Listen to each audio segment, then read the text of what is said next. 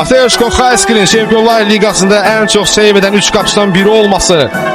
Bəhlul Mustafazadənin son saniyə qoluyla Frankfurtu yığıb play-off'a vəsiqəni gətirməsi, Neapolda o ağır zərbədən sonra Kevin Medina'nın ayağa qalxıb israrla oynamaq istəyirəm deməsi, Elvin Cəfərquliyevin Kopenhagenli oyunun ən yaxşı olması, Eintrachtla görüşdə həftənin komandasına düşməsi,